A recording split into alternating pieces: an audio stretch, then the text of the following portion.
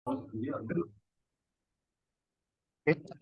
Bismillahirrahmanirrahim. Assalamualaikum warahmatullahi wabarakatuh. Selamat malam teman-teman semuanya. Kali ini kita dari kelompok satu akan mempresentasikan materi Secure Distributed Data Storage in Cloud Computing menggunakan enkripsi dan juga dekripsi. Jadi saya sendiri Novin Ardian Yulianto ditemani oleh Mas Istiar Bayi Fajar nanti akan gantian untuk memaparkan materi ini.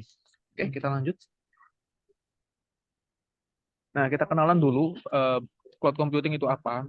Ada sebuah standar dari sebuah organisasi NIST namanya National Institute of Standard and Technology, di mana cloud computing menurut mereka adalah sebuah model yang menciptakan sebuah konfigurasi untuk sharing pool dan juga mengkonfigurasi sumber daya yang ada di dunia komputer kayak network, kayak jaringan, server, penyimpanan aplikasi dan juga layanan yang lainnya. Jadi ini adalah sebuah standar bahwa cloud computing itu benar-benar harus mempunyai komponen-komponen ini, jaringan, server, penyimpanan aplikasi, dan lain-lainnya yang saya sebutkan tadi.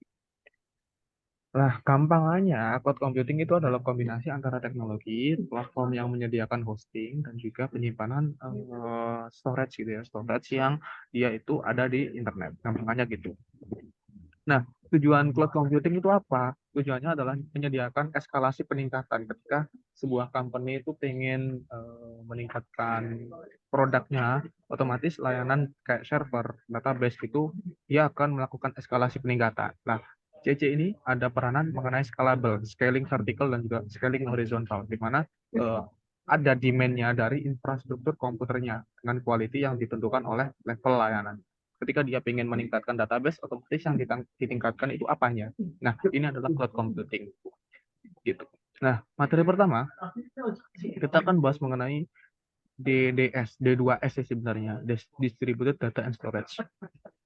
Nah, sebentar. Nah, sebenarnya materi ini sebenarnya itu kita di dalam kehidupan sehari-hari udah sering pakai. Jadi penyimpanan yang dia itu jadi layanan kayak Amazon, Dropbox, Google Drive, OneDrive itu adalah layanan-layanan storage. Biasanya udah sering kita pakai, tapi kita nggak paham bahwa SDAS di sini itu adalah implementasi dari cloud computing. Gampangannya, dia itu sebenarnya server fisikal, tapi dia dikonfigurasikan dengan teknologi, application, server, network, dan lain-lainnya, dan yang lain-lainnya. Jadinya, dia tergolong sebagai storage as a service. Dia bisa digunakan oleh semua orang. Dan sekarang karena teknologi udah semakin canggih, dia suitable untuk penggunaan big data sebagai web dan juga layanan network yang berkelanjutan nantinya. Kita udah sering pakai aplikasi-aplikasi ini. Gitu. Lanjut. Nah, kita sering pakai Google Drive, sering pakai Dropbox, OneDrive gitu, tapi kita harus aware karena di dunia komputasi gitu ya, kan ada komponen aplikasi, teknologi, database, server, network, dan lain-lainnya itu berhubungan dengan yang namanya security. Ada permasalahan security, isu security yang menyebabkan apa? Pengguna itu bisa kadang-kadang pengguna itu komen kadang pengguna itu merasa dataku aman nggak ya disimpan di Dropbox, di Google Drive, aman nggak ya? Karena datanya bukan hanya data yang normal, bukan hanya data yang kayak hobi gitu-gitu, tapi dia di sana ada kayak personal ID gitu-gitu dan yang lain-lainnya gitu. Menggunakan enkripsi dan nah untuk pengenalan apa sih itu dalam bahasa Oke, nah setelah itu ketika pengguna aware terhadap data yang sensitif, kemudian ditaruh di layanan, pengguna harus paham bahwa data yang disimpan itu sebenarnya aman. Karena apa? Ini pendekatannya. Pendekatannya adalah DDS, D2S, Distributed Data and Storage. Di sana menerapkan yang namanya kriptografi. Nah, gampangannya arsitekturnya kayak gini. Ketika kita nyimpen sebuah gambar, jangan gambar deh. Kita nyimpen sebuah table gitu ya, table di sana ada informasi pribadi kita. Kemudian ya fieldnya kayak nama, personal ID, nomor kakak, gitu-gitu, foto, hobi dan yang lain-lainnya. Nah, algoritma ini tuh memecah. Dia masuk ke data yang apa? Data normal kah atau data sensitif? Kalau data normal, dia akan diteruskan ke enkripsi menggunakan public key, disimpan di sebuah platform cloud. Nah, kalau yang sensitif, ini treatmentnya beda. Yang sensitif itu dia bakal dipecah. Dia bakal dipecah ke dalam tipe data yang memang sangat sulit untuk dilakukan dekripsi. Karena apa? Ketika di enkripsi pakai public key, ketika di dekripsi dia pakai private key. Dan storage-nya itu beda. ada yang disimpan menjadi file mentah raw file, kemudian ada yang dikonvert menjadi blob. Jadi ini sangat sulit ketika seseorang pengen ngakses gitu ya, karena semuanya dipecah. Kalau kita belajar big data itu ada yang namanya Hadoop gitu ya, distributed file storage gitu. Nah ini gambarannya kayak gini, dia dipecah, kemudian pakai private key dan didekripsi dan bisa dipakai oleh pengguna yang lain. Gitu gambaran D2S.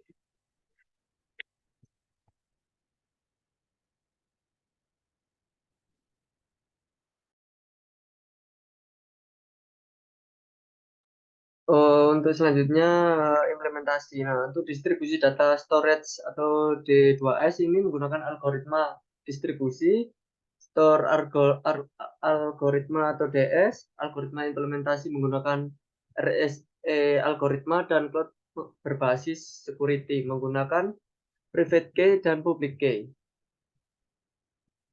Nah, setelah mengidentifikasi pencarian apa sih yang dibutuhkan data dengan memformulasikan menggunakan formula objektif. Nah, untuk yang pertama, desain untuk algoritma ini berbasis menggunakan RSA algoritma. Nah, RSA algoritma itu sendiri,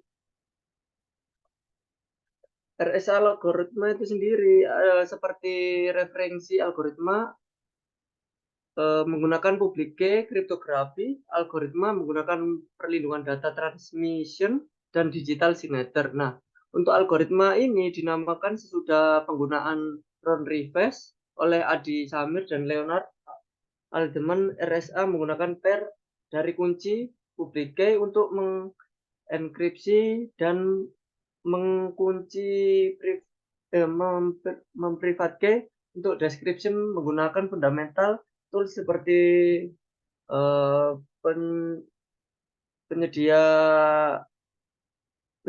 komunikasi data. Nah, untuk yang kedua, desain teknik ini menggunakan perlindungan data, enkripsi, dan description menggunakan support of public seperti dan private key.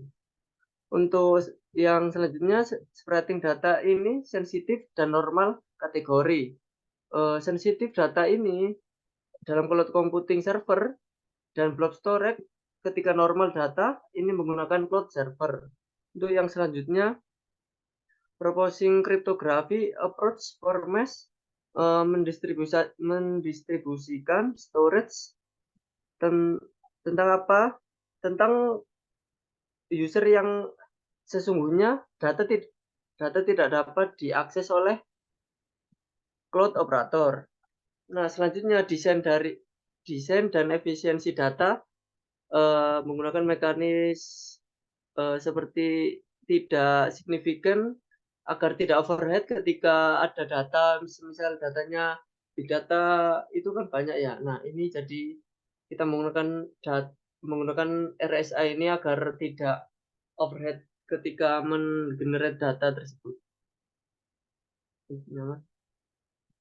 Untuk arsitek D2S model ini, yang pertama kita lakukan yaitu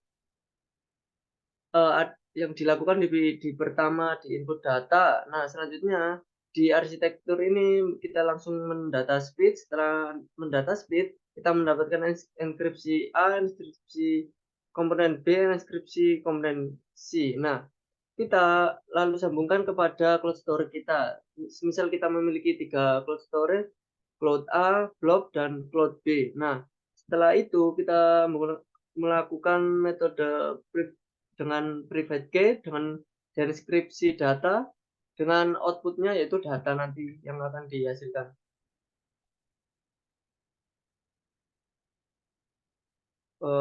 Konsep dalam ini penggunaan data berbasis data sensitization. Yang kedua, penggunaan cloud public key ini digunakan untuk mengenkripsi dan mengunci ketika mengunci private key untuk description. Nah, yang ketiga, this method menggunakan relationship seperti cloud data using yang unik, kunci yang unik seperti kunci yang unik relationship. Untuk yang selanjutnya, maintenance data. Ya, maintenance data ini harus dilakukan dan bentuk database juga supervised database management. Selanjutnya untuk part of implementation ini yang pertama ada distribusi data dan penyimpanan atau D2S. Model ini menggunakan pendekatan utama yang digunakan untuk menyimpan data. Nah, dalam lingkungan awan dan memisahkan data sensitif dari data normal. Yang selanjutnya bagian dari implementasi ini yaitu RSA algoritma. Nah, RSA algoritma ini digunakan untuk keamanan data, terutama dalam konteks penggunaan kunci privat dan kunci publik. Yang ketiga ada cloud-based security atau ini menggunakan keamanan berbasis awan yang merujuk pada strategi keamanan yang diimplementasikan dalam lingkungan awan. Yang selanjutnya ada cryptography approach. Ini pendekatan kriptografi yang digunakan untuk menyimpan data secara aman dalam lingkungan awan. Nah, untuk formula objektifnya yaitu yang pertama desain dan algoritma ini berbasis RSA. Ini proper ke formulation untuk objective function dan men-split data, store dan mendistribusikan cloud server. Yang kedua, desain yang unik untuk penggunaan data menggunakan enkripsi dan description menggunakan public dan private key. Bantuan publik dan private key. Yang ketiga yaitu data speed ini sensitif, memiliki data yang sensitif dan normal data. Nah, sensitif data ini di cloud server dan blob adalah normal store in cloud server. Yang selanjutnya ada penggunaan cryptography approach untuk mendelivering distribusi storage yang nantinya akan digunakan user yang sesungguhnya data itu sendiri tidak dapat diakses oleh bahkan oleh operator.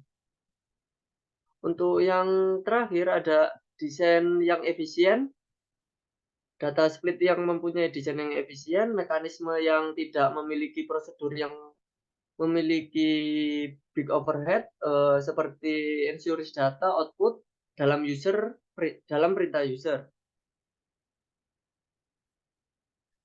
Untuk conclusion-nya atau kesimpulan, disintegration feature ini mensupport tingginya scalability ya dan multi-tenancy seperti offering yang intensive dan flexibility.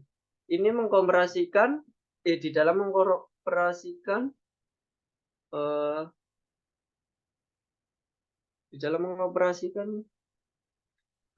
sebentar. Petang itu gelap masih di sini. Halo? Aman kok, Mas. Gelap, Mas. Oh. Oh, iya, nge-freeze. Untuk kesimpulannya saya ulangi, ini menggabungkan fitur-fitur yang mendukung skalabilitas tinggi dan multitensi. Nah, ini juga menawarkan fleksibilitas yang ditingkatkan dan dibandingkan dengan metodologi komputasi yang ada sebelumnya yang menggunakan D2S itu, ini dapat lebih baik untuk mendeploy, mengalokasikan, atau memiliki sumber daya yang dinamis dengan kemampuan untuk terus memantau kinerja dan untuk apapun itu. Nah, untuk komputasi awan ini juga dalam metode ini juga mengurangi pengeluaran modal dan juga pendekatan ini tidak tergantung pada perangkat dan lokasi pengguna. Nah, jadi tujuan utama komputasi awan adalah menyediakan infrastruktur komputasi yang tidak diskalakan dan murah sesuai dengan permintaan dan tingkat kualitas layanan yang nantinya akan lebih baik.